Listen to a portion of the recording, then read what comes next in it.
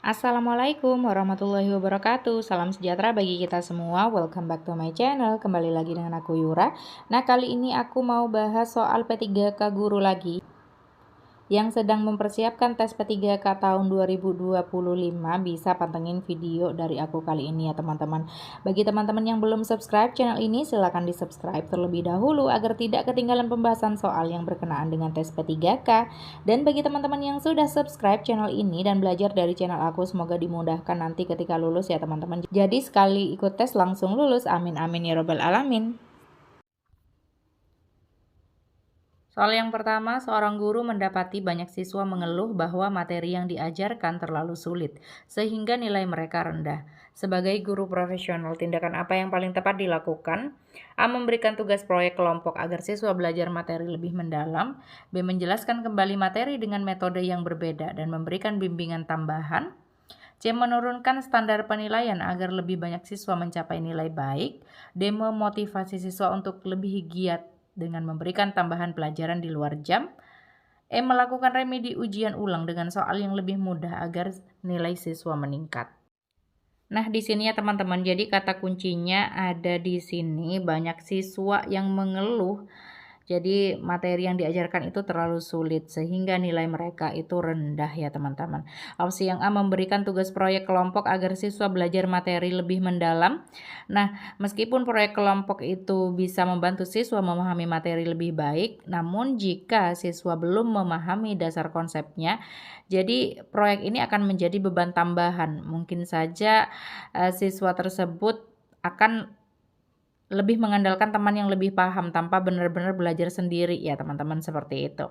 Apalagi diketahui di soal nomor 1 ini banyak siswa yang mengeluh kesulitan ya teman-teman. Jadi opsi yang A di sini kurang bijak jika kita sebagai guru ambil ya teman-teman.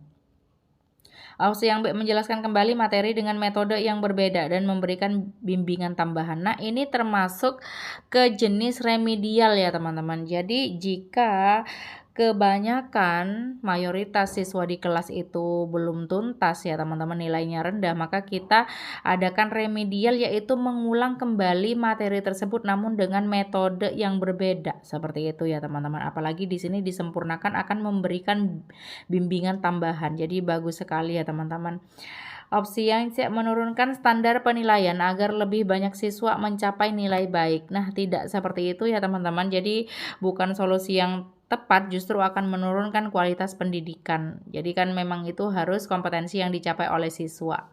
Seperti itu. Opsi yang D, memotivasi siswa untuk belajar lebih giat dengan memberikan tambahan pelajaran di luar jam. Nah, walaupun ini mungkin saja bisa membantu, namun jika metode pengajarannya masih sama, siswa akan tetap saja kesulitan ya teman-teman. Jadi motivasi saja tidak cukup. Jadi lebih sempurna opsi yang B. Opsi yang E, melakukan remedi ujian ulang dengan soal yang lebih mudah. Nah, soal yang lebih mudah ini kurang tepat teman-teman. Jadi ini kan sama aja menurunkan standarnya, seperti itu ya teman-teman.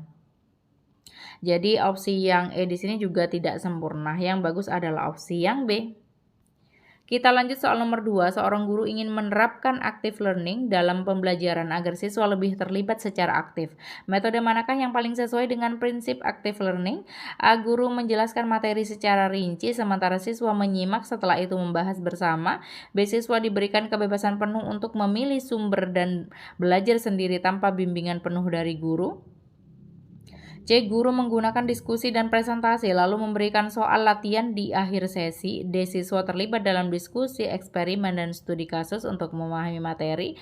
E. Guru menggunakan buku teks sebagai sumber utama ditambah beberapa aktivitas tambahan.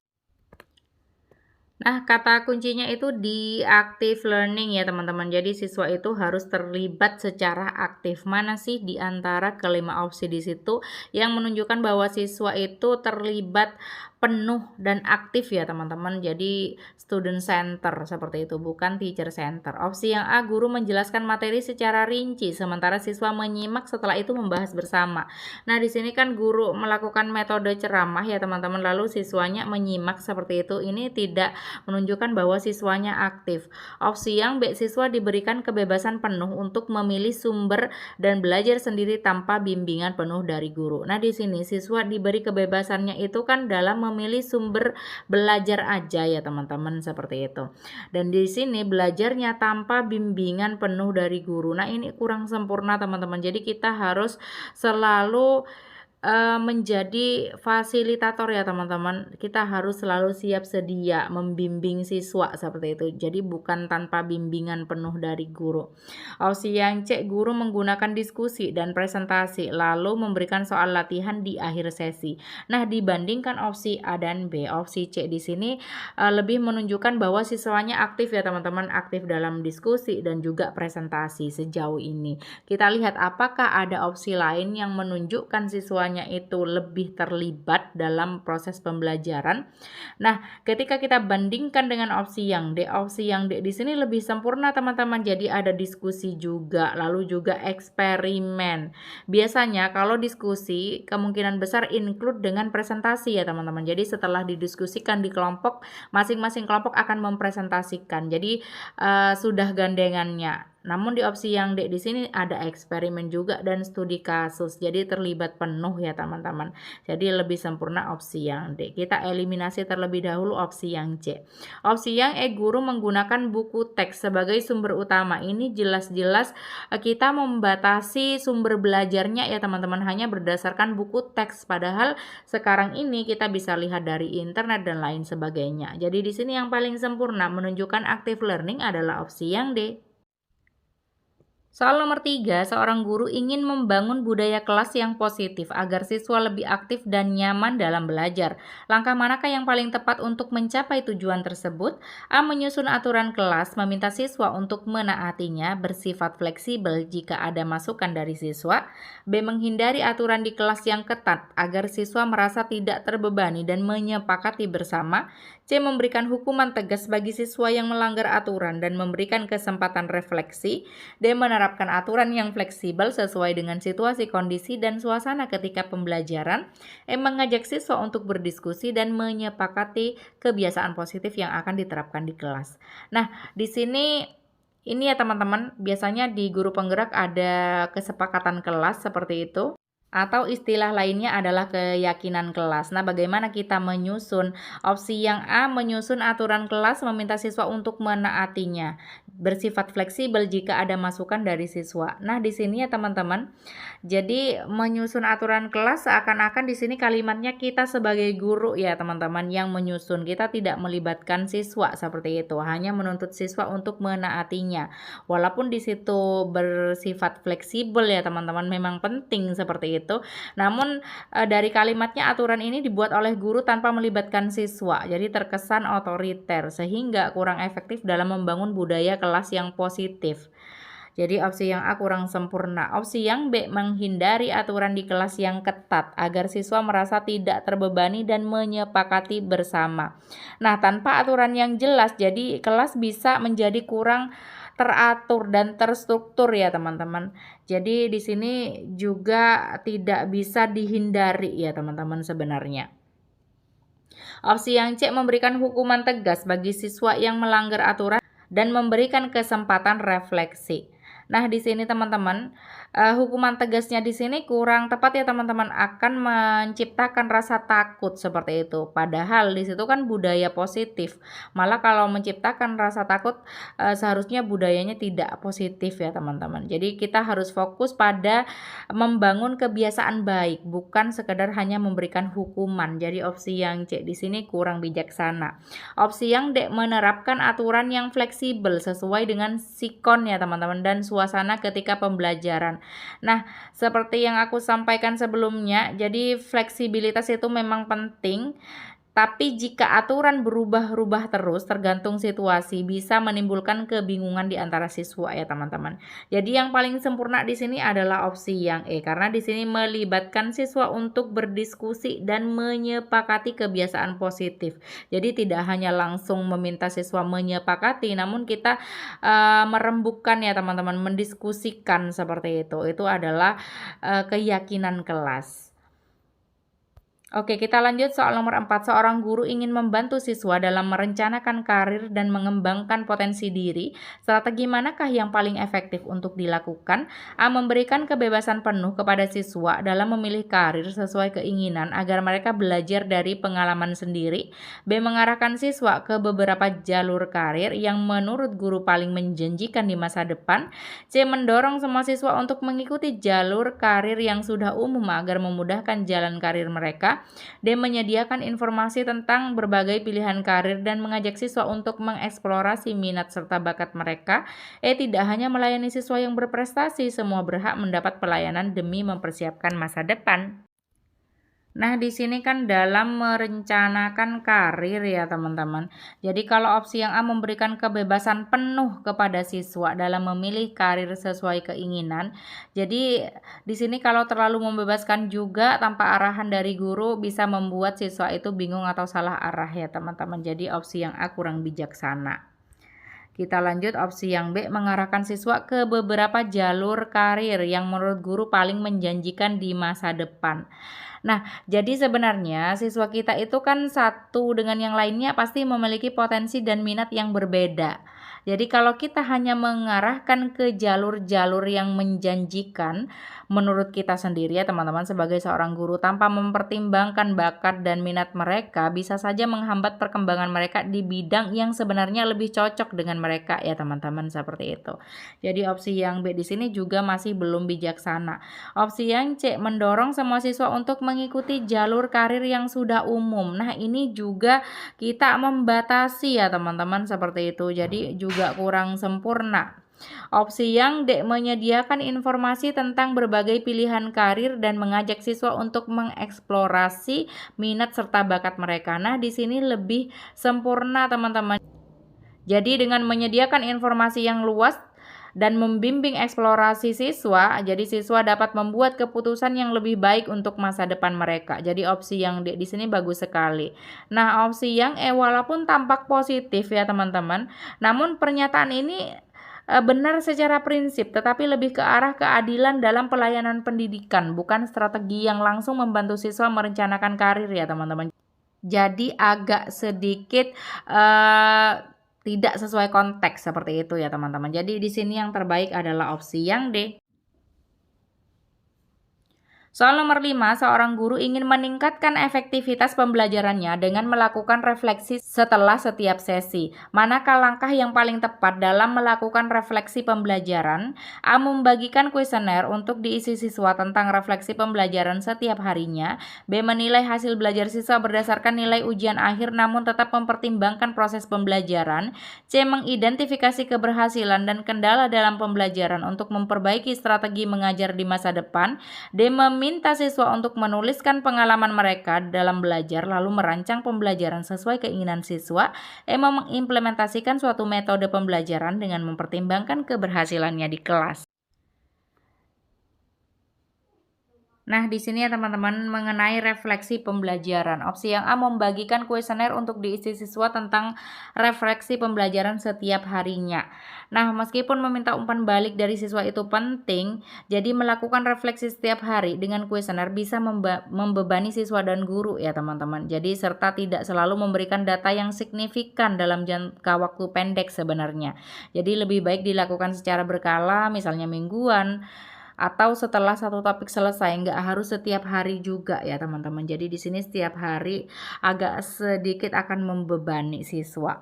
Opsi yang B menilai hasil belajar siswa berdasarkan nilai ujian akhir namun tetap mempertimbangkan proses pembelajaran.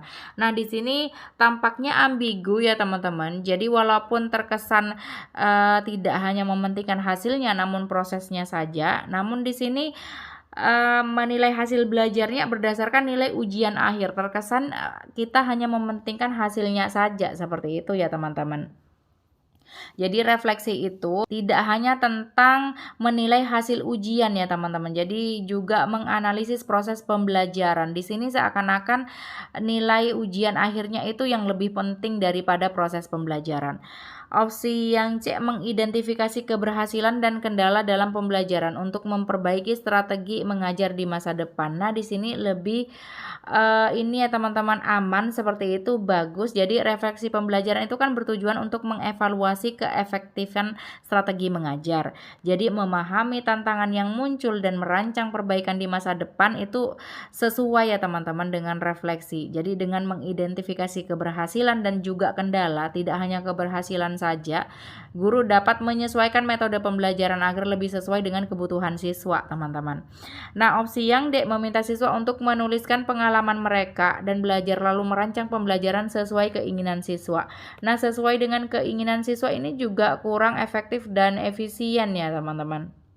Karena masukan dari siswa itu memang penting, namun di sini bisa saja kurang efektif. Jadi guru tetap perlu mempertimbangkan kurikulum, tujuan pembelajaran, dan metode yang sesuai, tidak hanya sesuai dengan keinginan siswa. Nah, opsi yang E di sini hanya mempertimbangkan keberhasilannya saja, sedangkan opsi yang C di sini tidak hanya keberhasilan namun kendalanya juga, karena kendala itu juga penting ya teman-teman untuk menentukan strategi tersebut sudah efektif atau belum. Jadi opsi yang paling sempurna di sini adalah opsi yang C. Nah, bagi teman-teman yang ingin ikut tryout P3K ya teman-teman, baik P3K guru, pengadministrasi perkantoran, lalu pengelola layanan operasional, penata ya teman-teman, dan operator layanan operasional, silahkan bisa akses linknya di bio Instagram aku ya teman-teman, bisa diklik di situ. Lalu ketika diklik akan otomatis diarahkan ke menu-menu tryout ya teman-teman. Di situ sudah banyak, silahkan bisa diakses sesuai dengan kebutuhan teman-teman semua. Kita lanjut ke soal berikutnya, soal nomor 6. Seorang guru menghadapi tantangan dalam membangun motivasi belajar siswa yang cenderung pasif dan kurang bersemangat dalam mengikuti pembelajaran. Strategi manakah yang paling efektif untuk meningkatkan motivasi intrinsik siswa? A. Memberikan hukuman yang mendidik kepada siswa yang kurang motivasi agar mereka lebih disiplin. B. Memberikan hadiah setiap kali siswa berhasil menyelesaikan tugas dengan baik untuk meningkatkan minat mereka. C. Menciptakan lingkungan belajar yang menyenangkan serta memberikan umpan balik positif. D. Menasehati siswa untuk belajar lebih giat dan selalu mengaitkan materi dengan kehidupan siswa agar menarik. E. Memberdayakan siswa motivasi tinggi sebagai tutor sebaya agar dapat mempengaruhi mereka yang kurang motivasi. Nah, di sini ya teman-teman, jadi ada yang pasif dan kurang bersemangat seperti itu. Jadi strategi manakah yang paling efektif untuk meningkatkan motivasi siswa? Opsi yang A, memberikan hukuman yang mendidik kepada siswa yang kurang motivasi. Nah, jangan terkecoh dengan hukuman mendidik ya teman-teman. Jadi segala jenis hukuman justru sekarang ini lagi gencar-gencarnya dihindari ya teman-teman. Jadi reward punishment itu usahakan dihindari. Jadi opsi yang A karena belum tentu efektif dan efisien seperti itu.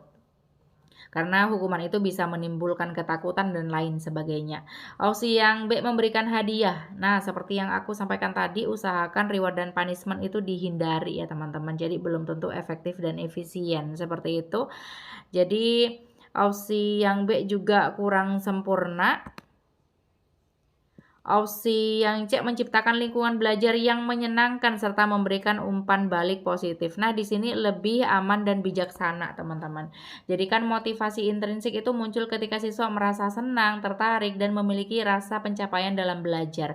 Jadi dengan cara apa? Memberikan lingkungan yang positif, menyenangkan, dan juga penuh apresiasi. Jadi apresiasi itu tidak harus reward, tidak harus hadiah ya, teman-teman. Jadi penuh apresiasi akan membuat siswa lebih terlibat tanpa bergantung pada hadiah atau hukuman. Jadi opsi yang C di sini lebih bijaksana. Opsi yang D, menasehati siswa untuk belajar lebih giat dan selalu mengaitkan materi dengan kehidupan siswa agar menarik. Nah, jadi di sini sebenarnya bagus juga ya teman-teman. Namun nasihat saja di sini kurang cukup. Jadi meskipun mengaitkan materi dengan kehidupan siswa itu juga penting, namun hanya memberi nasihat saja tanpa menciptakan lingkungan yang mendukung tetap saja kurang efektif ya teman-teman. Opsi yang E, di situ tutor sebaya juga tidak menjamin siswa yang kurang motivasi akan ikut bersemangat seperti itu, belum tentu efektif dan efisien juga. Kemungkinan juga akan ada yang minder justru atau tidak nyaman ya teman-teman. Jadi di sini lebih sempurna opsi yang C. Soal selanjutnya, soal nomor 7, seorang guru ingin menanamkan nilai-nilai dalam profil pelajar Pancasila kepada siswanya agar mereka dapat berkembang menjadi individu yang berkarakter. Dari pilihan berikut, manakah strategi yang paling sesuai untuk mencapai tujuan tersebut? A. Mendorong siswa untuk bergotong royong dan bekerja sama dalam kelompok dan mandiri tanpa bantuan guru. B. Mengajarkan siswa untuk bekerja sama, berpikir kritis, dan berkontribusi dalam komunitasnya. C. Menggunakan metode PJBL untuk mengerjakan sebuah proyek baik secara individu maupun kelompok. D. Mengajarkan siswa berakhlak mulia dan bisa menolong sesama di lingkungan masyarakat. E. Menjadikan teknologi sebagai sumber belajar agar siswa lebih mandiri dalam setiap penyelesaian tugas kelompok. Nah, di sini yang diminta adalah profil pelajar Pancasila. Seperti kita ketahui ya teman-teman, jadi ada 6 dimensi utama. Yang pertama adalah beriman, bertakwa, dan juga berakhlak mulia, lalu juga berkebinekaan global, mandiri, gotong royong, bernalar kritis, dan kreatif. Lalu opsi yang A di sini kita lihat ada bergotong royong ya teman-teman. Lalu bekerja sama dalam kelompok ini juga masih masuk kepada gotong royong. Juga bisa masuk kepada berkebinekaan global sebenarnya ya teman-teman. Jadi di setiap kelompok itu kan bisa saja berbeda-beda latar belakang budaya dan lain sebagainya ya teman-teman. Jadi di sini ada 2 dimensi profil pelajar Pancasila. Opsi yang B, mengajarkan siswa untuk bekerja sama. Jadi sama-sama bekerja sama. Lalu ditambah berpikir kritis dan berkontribusi dalam komunitasnya. Nah, di sini lebih banyak dimensinya ya teman-teman. Jadi kerjasama di situ kan masuk kepada gotong royong. Lalu ada bernalar kritis ya teman-teman. Dan juga kontribusi dalam komunitas di sini bisa masuk ke berkebinekaan global dan juga berakhlak mulia, karena berkontribusi berarti kita bisa menolong sesama ya teman-teman, lalu juga memberikan solusi-solusi terhadap permasalahan di suatu daerah dan lain sebagainya contohnya. Jadi di sini lebih masuk ke banyak dimensi. Opsi yang C, menggunakan metode PJBL untuk mengerjakan sebuah proyek baik secara individu maupun kelompok. Nah, di sini ya teman-teman, untuk PJBL itu sebenarnya kan memang baik dalam P5 ya teman-teman, tetapi tidak cukup untuk menanamkan seluruh nilai profil pelajar Pancasila. Jadi kalau PJBL itu kan lebih fokus pada kreativitas dan pemecahan masalah. Jadi tidak banyak masuk dimensinya untuk di opsi yang C ya teman-teman. Opsi yang A juga kita eliminasi.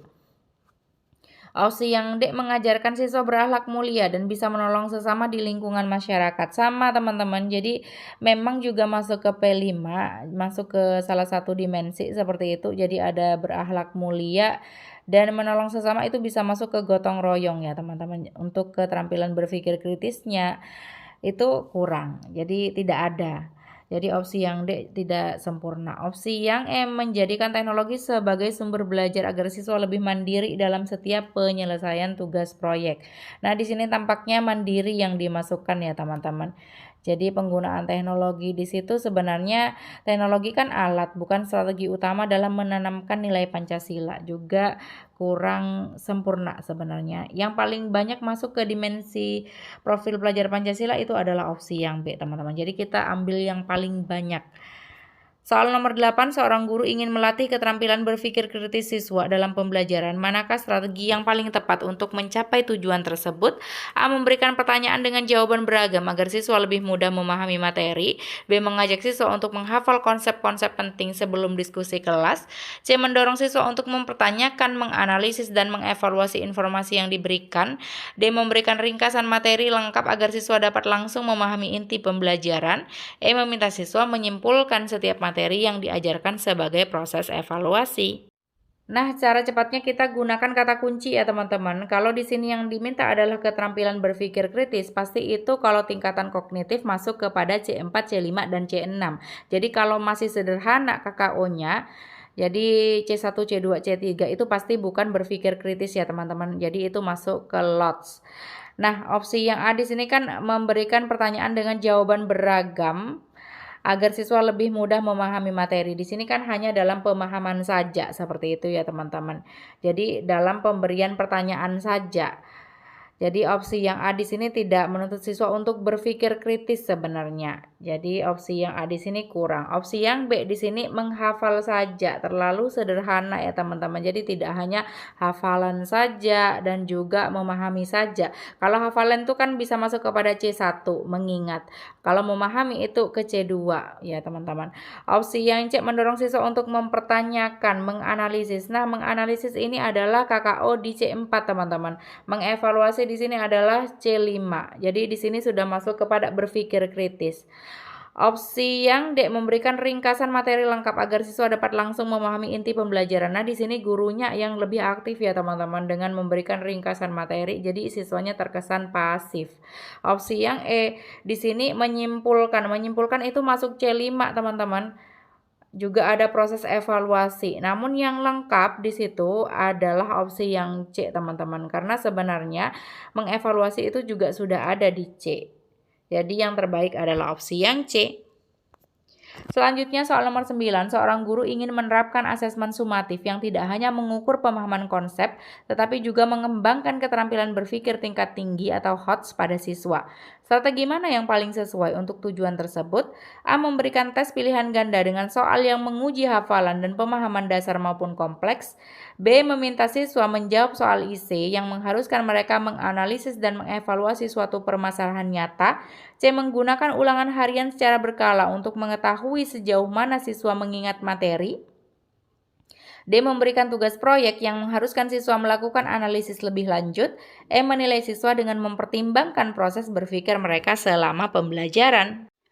Nah, ini agak mirip dengan soal sebelumnya teman-teman yang diminta juga HOTS. Jadi keterampilan berpikir tingkat tinggi, kita fokus saja kepada KKO-nya yaitu C4, C5, dan C6 ya teman-teman. Jadi menganalisis, mengevaluasi, dan juga mencipta sesuai dengan taksonomi Bloom. Jadi di sini ya teman-teman, opsi yang A memberikan tes pilihan ganda dengan soal yang menguji hafalan. Nah, itu kalau menguji hafalan seperti yang aku sampaikan tadi itu masih masuk kepada yang mengingat teman-teman, apalagi di sini pilihan ganda.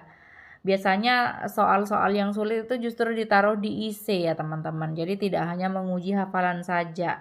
Opsi yang B meminta siswa menjawab soal IC yang mengharuskan mereka menganalisis dan mengevaluasi suatu permasalahan nyata. Nah, di sini lebih masuk kepada berpikir kritis ya teman-teman, berpikir tingkat tinggi karena ada menganalisis dan juga mengevaluasi C4 dan juga C5 teman-teman. Jadi opsi B itu sudah masuk. Opsi yang C menggunakan ulangan harian secara berkala untuk mengetahui sejauh mana siswa mengingat materi. Nah, mengingat lagi kalau masih ingatan itu masuk kepada C1 teman-teman. Jadi itu masih sederhana juga. Jadi fokusnya hanya ingatan, itu masih pemahaman dasar. Opsi yang D memberikan tugas proyek yang mengharuskan siswa melakukan analisis lebih lanjut. Nah, jangan terkecoh dengan ini ya teman-teman. Kata analisis berarti masuk kepada C4, tidak seperti itu. Nah, jadi kalau tugas proyek itu justru lebih cocok kepada asesmen formatif. Jadi tidak sesuai dengan konteks soal karena yang diminta soal adalah asesmen sumatif. Karena kan kalau proyek itu dalam proses pembelajaran ya teman-teman, bukan setelah atau di akhir pembelajaran. Jadi bisa masuk kepada yang formatif karena proyek itu memerlukan waktu panjang. Kalau asesmen sumatif itu biasanya dilakukan dalam satu periode tertentu saja. Opsi yang E menilai siswa dengan mempertimbangkan proses berpikir mereka selama pembelajaran. Nah, kalau selama pembelajaran itu juga masuk kepada asesmen formatif, teman-teman. Jadi di sini yang sesuai dengan asesmen sumatif dan juga HOTS ya teman-teman, keterampilan berpikir tingkat tinggi itu adalah opsi yang B. Soal selanjutnya soal nomor 10 tentang kode etik guru. Di sini juga masuk ya teman-teman di kisi-kisi. Jadi seorang guru menemukan bahwa salah satu rekan sejawatnya sering datang terlambat dan kurang mempersiapkan materi ajar sehingga mengurangi efektivitas pembelajaran di kelas. Sebagai seorang guru profesional yang menjunjung tinggi kode etik, tindakan terbaik yang dapat dilakukan adalah A menganggap setiap guru memiliki gaya mengajar sendiri, B melaporkan langsung kepada kepala sekolah, C menegur guru tersebut untuk memperbaiki diri, D memberikan solusi dan masukan yang membangun, E menawarkan bantuan mempersiapkan materi ajar. Nah, di sini ya teman-teman, jadi rekan kita itu ada yang datang terlambat, tidak siap dengan materi ajar, sehingga efeknya adalah mengurangi efektivitas pembelajaran di kelas. Opsi yang A menganggap setiap guru memiliki gaya mengajar sendiri, seakan-akan kita tidak akan melakukan apapun ya teman-teman, kita cuek seperti itu, tidak membantu. Opsi yang B melaporkan langsung kepada kepala sekolah tanpa kita melakukan pendekatan terlebih dahulu, komunikasi dengan orang yang bersangkutan, langsung saja melaporkan, itu juga kurang bijaksana teman-teman. Opsi yang C menegur guru tersebut untuk memperbaiki diri, paling tidak lebih baik daripada opsi A dan B ya teman-teman. Opsi yang D memberikan solusi dan masukan yang membangun, nah ini lebih baik daripada opsi yang C teman-teman. Jadi tidak hanya menegur dan meminta memperbaiki diri, kita juga berikan solusi. Pasti rekan kerja kita kan membutuhkan solusi ya teman-teman. Apalagi di sini masukan juga yang membangun, kemungkinan akan berubah menjadi lebih baik. Opsi D ini lebih bijaksana. Opsi yang E menawarkan membantu mempersiapkan materi ajar. Nah, di sini kan masih menawarkan saja. Jadi dilihat dari kata kerjanya, di sini aksi nyatanya lebih nyata opsi yang D. Nah, itu dia teman-teman. Soal 10 adalah soal terakhir dalam video kali ini. Silakan teman-teman bisa menjawab kuis di akhir video. Kuisnya adalah seorang guru menemukan bahwa salah satu siswanya mengalami kesulitan belajar dan sering tertinggal dalam memahami materi. Orang tua siswa tersebut kemudian menawarkan sejumlah uang agar guru memberikan bimbingan belajar khusus kepada anaknya di luar jam sekolah. Apa tindakan yang paling sesuai dengan kode etik guru? A menerima tawaran tersebut karena dapat membantu siswa meningkatkan pemahamannya dan juga menguntungkan guru. B menyarankan orang tua siswa untuk mencari bimbingan belajar di tempat lain agar tidak menimbulkan konflik kepentingan. C menerima tawaran tersebut dengan syarat orang tua siswa lain juga diberikan kesempatan yang sama. D menolak tawaran tersebut dan memberikan perhatian yang sama kepada semua siswa dalam pembelajaran di kelas. E menerima tawaran tersebut untuk menghargai usahanya namun membantu sebisanya dan tanpa pamrih. Nah, silakan teman-teman tentang kode etik guru, silakan dipilih opsi A sampai E, mana sih yang terbaik. Nanti komentar yang betul dan juga dengan jawaban atau alasan yang bagus akan aku sematkan. Silakan dicek ya teman-teman. Sampai di sini, jangan lupa di komen mau membahas soal apa lagi. Terima kasih sudah menonton. Jangan lupa di like, comment, dan subscribe. Wassalamualaikum warahmatullahi wabarakatuh.